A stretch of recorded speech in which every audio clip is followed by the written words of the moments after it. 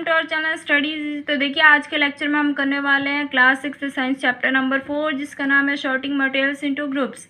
कि मतलब जो भी मटेरियल्स हैं उसे ग्रुप में शॉर्ट आउट कर देना। ठीक है, तो मटेरियल्स अगर हमारे पास एक काफ़ी अमाउंट में इकट्ठे पड़े हुए हैं तो हम उनके बारे में ईजिली पता नहीं लगा सकते, उसकी प्रॉपर्टीज़ को स्टडी नहीं कर सकते, इसीलिए हम उसमें ग्रुपिंग सिस्टम करते हैं।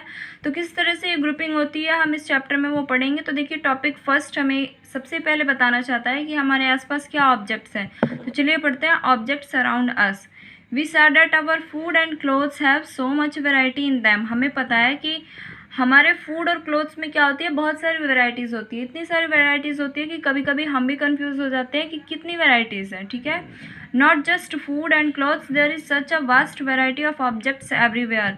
सिर्फ फूड और क्लोथ्स में ही ऐसा नहीं है, ऐसे बहुत सारे ऑब्जेक्ट्स हैं जिसमें काफ़ी सारी वेराइटीज़ होती है हमारे आसपास। ठीक है, we see around us a chair, a bullock cart, a cycle, cooking utensils, books, clothes, toys, water, stones and many other objects.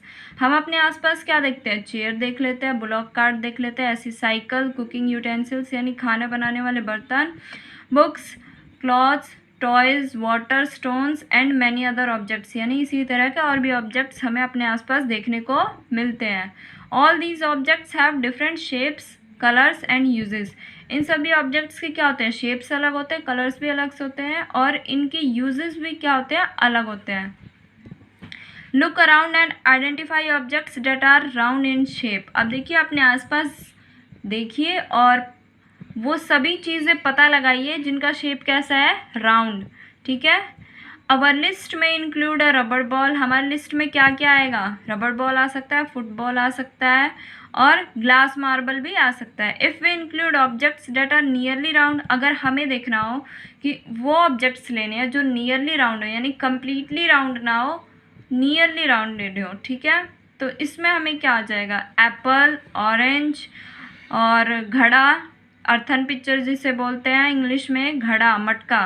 तो देखिए क्या आ जाएंगे, एप्पल देखते हैं तो एप्पल क्या होता है, कम्प्लीटली राउंड तो नहीं होता, नियरली होता है, मतलब थोड़ा सा गोल होता है। ठीक है, इसी तरह से ऑरेंज भी होता है और मटका भी नीचे से गोल होता है, ऊपर से वो थोड़ा अलग शेप में हो जाता है। तो नियरली राउंड देख रहे हैं हम। We were looking for objects that are edible. अब उसके बाद हम देखते हैं कि वो ऑब्जेक्ट्स जो एडिबल यानी जिसे हम खा सकते हैं। ठीक है, we might include all the items that we had listed in table 1.1, 1.2 and 1.3 in chapter first. तो देखिए इसमें वो सभी चीज़ें आ जाएंगी जो चैप्टर फर्स्ट में हमने टेबल 1.1 में, 1.2 में और 1.3 में जो सारी चीज़ें लिखी थी। We might also find that some of these round shaped objects we just list out are also in this group. तो देखेंगे हम कि कुछ ऐसे राउंड शेप ऑब्जेक्ट्स भी हैं जो हमने तब लिखे थे, ये इस ग्रुप में भी मिल रहे हैं। Let us say we wish to make a group of objects that are made of plastic. इसी तरह से हम एक ऐसे ऑब्जेक्ट्स का ग्रुप बनाना चाहते हैं जो प्लास्टिक से बने हुए हैं। तो उसमें क्या क्या आ सकते हैं, देखिए बकेट्स आ सकते हैं, लंच बॉक्सेस आ सकते हैं, टॉयज़, वाटर कंटेनर्स, पाइप्स और इसी तरह के बहुत सारे ऑब्जेक्ट्स आ सकते हैं।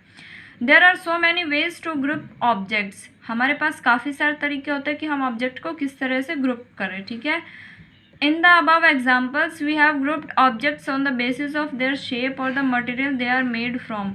अब देखिए ऊपर जो हमने ये एक्टिविटीज़ करी छोटी मोटी, इसमें हमने क्या किया, ऑब्जेक्ट्स को किस बेस पे ग्रुप किया था। सबसे पहले तो शेप पे ग्रुप किया था, राउंड शेप हमने देखा था। उसके बाद सेकंड नंबर पे जब हमने किया था प्लास्टिक से बने हुए ऑब्जेक्ट, तो प्लास्टिक क्या है, मटेरियल है, तो मटेरियल के बेस पे किया था हमने। ठीक है, इसी तरह से आप नीचे देखिए, all objects around us are made of one or more materials. तो देखिए हमारे आसपास जो सभी ऑब्जेक्ट्स हैं वो क्या होते हैं, एक या एक से अधिक मटेरियल से बने हुए हैं। दीज मटेरियल्स में बी ग्लास, ये मटेरियल्स क्या हो सकते हैं, ग्लास हो सकता है, मेटल हो सकता है, प्लास्टिक हो सकता है, वुड हो सकता है, कॉटन हो सकता है, पेपर हो सकता है, मड हो सकता है और सॉइल हो सकता है। Can you think of more examples of materials. क्या आप इसी तरह के मटेरियल्स के और एग्जाम्पल्स देख सकते हैं। अब देखिए हमारे पास आता है एक्टिविटी फर्स्ट। तो देखिए let us collect as many objects as possible. सबसे पहले हमें जितनी हो सके उतनी चीज़ें कलेक्ट करनी है अपने आस पड़ोस से Each of us could get some everyday objects from home and we could also collect some objects from the classroom or from outside the school. हम क्या कर सकते हैं, घर से भी कुछ चीज़ें कलेक्ट कर सकते हैं और कुछ स्कूल से भी और कुछ स्कूल के बाहर से भी. What will we have in our collection? तो हमारे कलेक्शन में क्या आएगा, chalk, pencil, notebook, rubber, duster, hammer, nail, soap, spoke of wheel, bat, match box, salt, potato, इस तरह की चीज़ें आएंगी हमारे कलेक्शन में. ठीक है. We can also list objects that we can think of but can not bring to the classroom. अब हम उन ऑब्जेक्ट्स को भी लिस्ट कर सकते हैं जिन्हें हम सोच तो रहे हैं लेकिन हम क्लासरूम से नहीं ला सकते. For example wall, trees, doors, tractor, road. इन चीज़ों के बारे में हम सोच सकते हैं लेकिन हम इन्हें उठा नहीं सकते. ठीक है. और लेके कलेक्ट नहीं कर सकते. Separate all objects from this collection that are made from paper or wood. अब देखिए हमने जो कलेक्शन किया था घर से, स्कूल से और स्कूल के बाहर से, उसमें से हमें वो ऑब्जेक्ट सिलेक्ट कर लेने हैं जो पेपर से बने हैं या फिर वुड से बने हैं. ठीक है.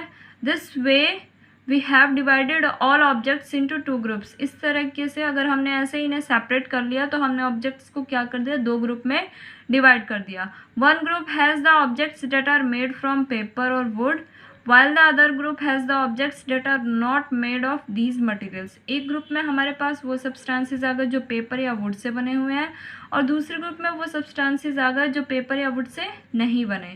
Similarly we could separate the things that are used for preparing food. इसी तरह से हम उन चीज़ों को भी सेपरेट कर सकते हैं जो हम खाना बनाने के लिए जिनका यूज़ करते हैं.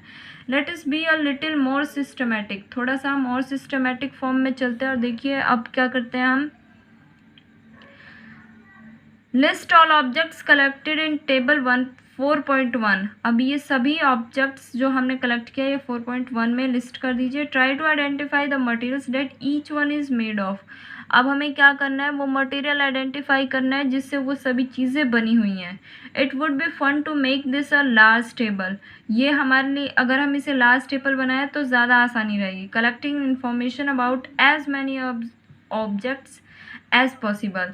जितने भी ऑब्जेक्ट्स हो सके उतने ऑब्जेक्ट्स के बारे में क्या कर लेते हैं, हम इंफॉर्मेशन कलेक्ट कर लेते हैं. ठीक है.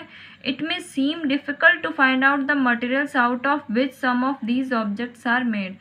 हो सकता है कि हमारे लिए थोड़ी कठिनाई हो कि ये ऑब्जेक्ट्स जो हमने लिए हैं, कुछ ऑब्जेक्ट्स वो किस चीज़ से बने हैं. मटेरियल्स आइडेंटिफाई करने में थोड़ी सी कठिनाई हो सकती है.